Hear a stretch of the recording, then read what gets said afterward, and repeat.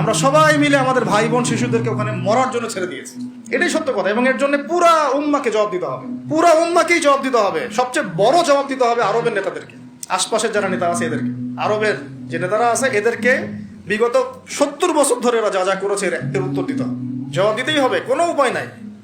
আমাদেরকেও দিতে হবে, প্রত্যেক রাষ্ট্রপ্রধানকে দেওয়া লাগবে, যে লিখতে পারতো লিখে নাই তাকে দেওয়া লাগবে, যে বলতে পারতো বলে নাই তাকেও দেওয়া লাগবে, যার অস্ত্র দেওয়ার ক্ষমতা ছিল দেয় নাই তাকেও বলা লাগবে, যার মিলিটারি পাওয়ার ছিল সে চাইলে ওখানে ইন্টারভেন করতে পারতো সে করে নাই তাকেও বলতে হবে।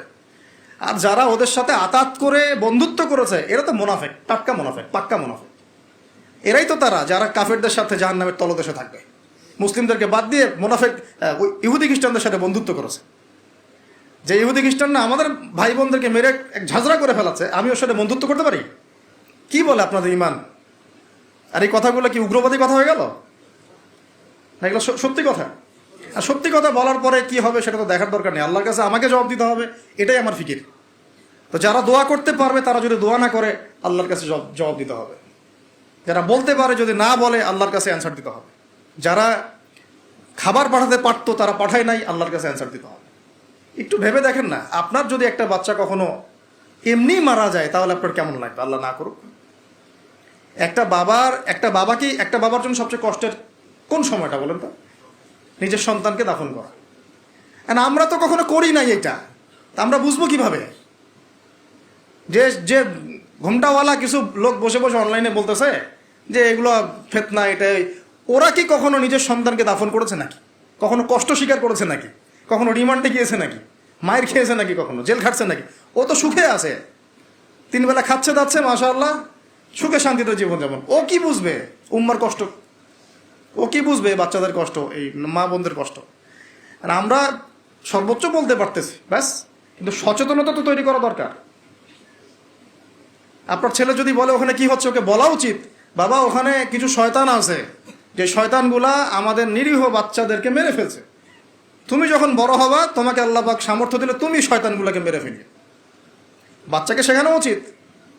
ওরা 100 বছর থেকে ওদের বাচ্চাকে এগুলো শিখাইছে, ওরা 100 বছর থেকে ওদের বাচ্চাদেরকে শিখাইছে যে মুসলমানরা হচ্ছে পৃথিবীর সবচেয়ে জঘন্য প্রাণী, ওদেরকে যখনই দেখবা তখনই মারবা, ওদের সাথে শত্রুতা করা তোমার উপর ফরজ। এটা ওরা শিখাইছে ওদের বাচ্চাদেরকে। আমাকে বলেন, কোনো মানুষ, একটা সুস্থ স্বাভাবিক মানুষ হাসপাতালে বোমা ফেলতে পারে কিনা বলেন?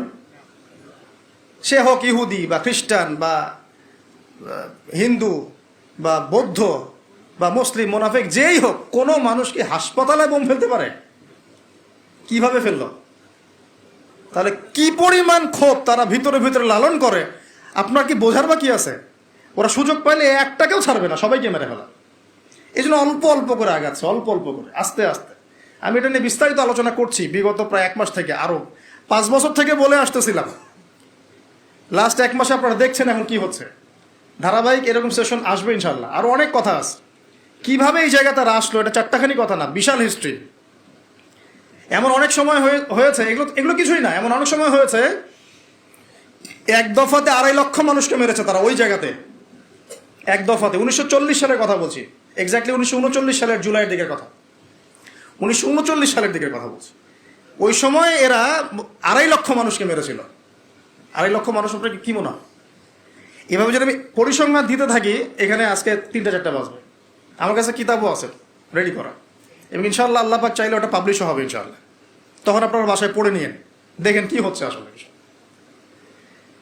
তো মূল কথাটা হচ্ছে, ভাই আমি তো দোয়া করতে পারি, আমার তো করা উচিত, আমার ব্যথিত হওয়া উচিত, আমার কুনুতে নাজেলা পড়া উচিত। যদি আমার আরো বড় সামর্থ্য থাকতো অ্যাটলিস্ট ওখানে ত্রাণ পৌঁছানো উচিত ছিল, বা আরো যদি বড় ক্ষমতা আল্লাহ পাক আমাকে দিতেন তাহলে ওদের মুখের সামনে বলা উচিত ছিল এটা অন্যায়, জুলুম, এর প্রতিবাদে আমরা জাতিগতভাবে পাশে আছি ফিলিস্তিনিদের, এবং মুসলিম রাষ্ট্রগুলোর ঐক্যবদ্ধ হয়ে একটা ফোরাম গঠন করা উচিত ছিল এদের বিরুদ্ধে। কিসের শান্তি চুক্তি আর কিসের নেগোসিয়েশন? কোনো কথা আর বাকি আছে? এদের সাথে একটা ভাষাই বাকি আছে এখন, অস্ত্রের ভাষা, যুদ্ধের ভাষা। একটা ভাষাতেই কথা বলা বাকি আছে, আর কোনো ভাষাই নেই এদের সাথে কথা বলার। তুমি হাসপাতালে বোম ফেলে 600টা মুসলিম বাচ্চাকে হত্যা করে ফেলছো, তোমার সাথে কিসের কথা? একটা কথাই হতে পারে, সেটা হলো যুদ্ধের ভাষা, অথবা এই পুরো ভূমি থেকে তোমরা চলে যাবা পশ্চিমে। এটাই ছিল আমাদের ভাষা। কিন্তু বিগত ৭৫ বছর ধরে আমরা এগুলো করতে পারি না। একটা দুইটা বছর না রে ভাই, ৭৫ বছর ধরে আমরা এগুলো করতে পারি না। তো আমি এখানে গলা ফাটাই, আমার আবেগ ঝেড়েও কী লাভ হবে তাও জানি না। অ্যাটলিস্ট আমরা আমাদের জবাবটা তো আল্লাহর কাছে দেওয়া লাগবে। আল্লাহ পাক আপনার অপারগতাও জানেন, আপনার সামর্থ্য সীমাও জানেন। আল্লাহ পাক দেখবেন এর মধ্যে থেকে আপনি কি করেছেন, দেখবেন কি না? তো এখন ভাই আমাদের কি এইসব মোবাইল, সেলফি, হাবি যাবে এগুলোই জীবন? না আমাদের কি চিন্তা করতে হবে একটু? চিন্তা করতে গেলে প্রথম সলিউশন পড়াশোনা করতে হবে, কোরআন পড়তে হবে। যে যাই বলুক কোরআন পড়লেই হয়ে যাবে, সেই হয়ে যাবে, সব কথা বাদ দেন, আপনি কোরআন পড়েন। যে যাই বলুক না কেন, আপনি কোরআন পড়তেই হবে, আপনাকে এর অনুবাদ আপনাকে পড়তেই হবে, তাফসির আপনাকে ঘাটতেই হবে, পাশাপাশি নবীর হাদিসগুলো আপনাকে পড়তে হবে। অবশ্যই কোনো না কোনো আলেমের সোহবতে থাকতে হবে। উদ্বাস্তুর মতো জীবনযাপন করবেন না এই 10 জন 20 জন সার্কেল নিয়ে। ওলামায়ে কেরামদের মধ্যে যারা হক্কানি ওলামায়ে কেরাম, তাদের কাছে এসে পরামর্শ করে চলাফেরা করবেন, যাতে আপনি বিভ্রান্তির শিকার না হন, পরামর্শ করতে পারেন। বাংলাদেশে কি আলেম ওলামার অভাব আছে?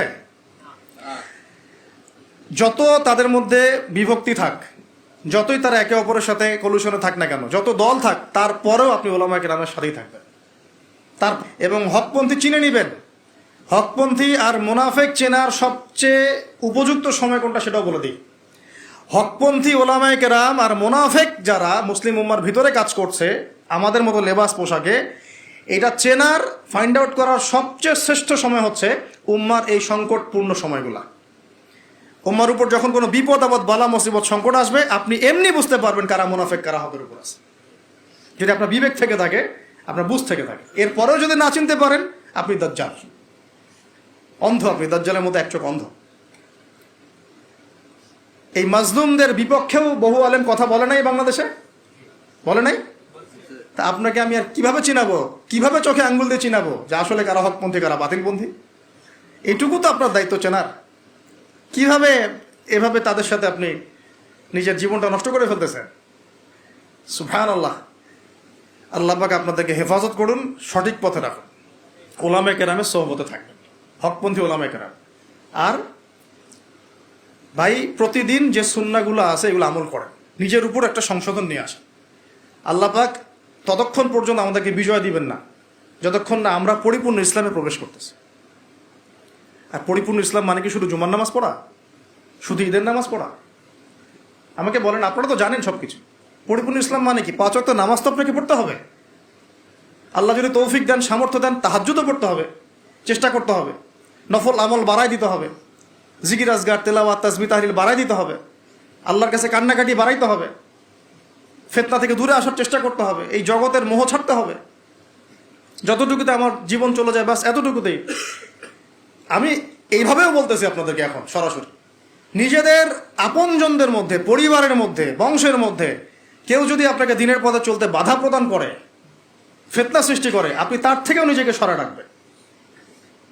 কারণ দিন আপনার, জীবন আপনার, মানে দিন আমার, জীবন আমার, ইহকাল আমার, পরকাল আমার, জবাব আমার। আমার অন্য কারো দ্বারা প্রভাবিত হয়ে দিন নষ্ট করা যাবে না, যাবে? অনেক সময় হয় না, আমাদের বংশে, পরিবারে, কাছের অনেক মানুষ আপনাকে দিনের পথে চলার ক্ষেত্রে প্রতিবন্ধকতা সৃষ্টি করতেছে। আমি বলতেছি না ওদের সাথে আপনি সম্পর্ক নষ্ট করে দেন, কাট অফ হয়ে যান, এটা বলতেছি না। বলতেছি আপনি ইসলামিক দূরত্ব মেনটেন করেন, আপনি নিজেকে নিয়ে থাকেন, আপনি আল্লাহকে নিয়ে থাকেন। এক আল্লাহই আপনার জন্য যথেষ্ট, ইনশাআল্লাহ। কাউকে লাগবে না, ইনশাআল্লাহ। কেউ যদি না থাকে, এক আল্লাহই আপনার আমার জন্য যথেষ্ট। এটা কি বিশ্বাস করেন কিনা? এই আল্লাহ পাকই আমাদেরকে বাঁচিয়ে রাখছেন, আল্লাহ পাকের হাতেই আমাদের জীবন, আল্লাহ পাকই আমাদেরকে খাওয়ান। আল্লাহ থাকলে কিচ্ছু লাগে না। আর যার আল্লাহ নাই, সারা দুনিয়া মিলেও তাকে সুখ দিতে পারবে না, তার কিছুই করতে পারবে না। এখন আসলে আমাদের সাথে আল্লাহ আছে কি না একটু নিজেরাই বুঝতে পারবো। আসলে আল্লাহ পাকের সাথে আমার সম্পর্ক কেমন? আল্লাহ বলে ডাকলে বা আল্লাহর কাছে দোয়া করলে কি আমার ভিতরে কোনো অনুভূতি আসে কি না? রাসূল সাল্লাল্লাহু আলাইহি ওয়াসাল্লামের নাম আসলে আমার ভিতরে কোনো অনুভূতি আসে কি না? বুঝবেন ইনশাআল্লাহ, এটা আপনার আস্তে আস্তে বুঝে যাবেন। তাহলে নিজের তাজকিয়ার দিকে ফোকাস করেন, এবং তাজকিয়া অর্জন করার জন্য অবশ্যই সোহবত লাগে। যারা আত্মশুদ্ধিতে পরিপূর্ণ মানুষ, এই মানুষগুলোর সাথে পরামর্শ করে চলবেন। আর নিজের দিন পালন করেন, দিনটাকে আর বিভক্ত হতে দিবেন না। যারা এই বিভক্তির দিকে নিয়ে যায় এদেরকে বয়কট করবেন, মিশবেনই না এদের সাথে। বরং আমি বলছি, বাংলাদেশে এমনিই তো শত শত দল হয়ে গেছে, এখন আপনি নিউট্রাল থাকবেন, নিজেকে বায়াসড করবেন না, নিউট্রাল থাকবেন। নিউট্রাল মানে নিরপেক্ষ। নিরপেক্ষ থেকে আপনি দেখবেন যে আসলে কার মধ্যে হকটা বেশি আছে। এরপর আপনার বুঝ অনুযায়ী কোরআন সুন্নাহর সাথে মিলিয়ে ওলামায়ে কেরামের পরামর্শে যেদিকে তারা আপনাকে হেদায়েতের পথে নিয়ে যাবেন সেই পথে আপনি চলেন, ইনশাআল্লাহ আপনি ঠিক পথে থাকবেন। এই জন্য আমি একা একা থাকতে নিষেধ করি। ওলামায়ে কেরামদের সাথে পরামর্শ করে চলবেন এবং ঐক্যবদ্ধ জীবনযাপন করবেন। আর কিছু ভাইয়ের মধ্যে যদি খারাপ কিছু থাকে তাদেরকে একদম আন্ডার এস্টিমেট করে ধুয়ে রেখে দেওয়ার দরকার নেই। কারণ যার মধ্যে খারাপ কিছু আছে ওর মধ্যে ভালোও কিছু আছে। খোলা মনে ভালোগুলো নিয়ে নেবেন, খারাপগুলো আপনি ছেড়ে দিবেন। এখন বলতে পারে আপনি কিভাবে বুঝবেন ভালো কোনটা খারাপ কোনটা? নিজে পড়বেন, নিজে জ্ঞান অর্জন করবেন, আল্লাহ পাক বিবেক দিয়েছেন, বোঝার চেষ্টা করবেন এবং আলেমদের সাথে পরামর্শ করবেন, ব্যাস। আল্লাহ পাক এরপরে আপনাকে যে পথে নিয়ে যাবেন ইনশাআল্লাহ সেই পথে আপনি চলুন। উম্মার বিভক্তি বাড়াবেন না। এরপরে যখন অর্থনীতির মধ্যে ঢুকবেন, ব্যবসা বাণিজ্য, রিজিক, চাকরি বাকরি, জান চলে গেলেও হারাম খাবেন না ইনশাআল্লাহ। আল্লাহ পাক তৌফিক দান করে, আপনাকে তৌফিক দেখ, আমাকেও তৌফিক দান করে। কারণ আমরা সবাই হারাম খাচ্ছি অ্যাভেলেবল, আমি নিজেও ফিল করি। হারাম না খেলে আমাদের দোয়া কবুল হইতো। দোয়া যে কবুল হচ্ছে না বোঝেন কি না?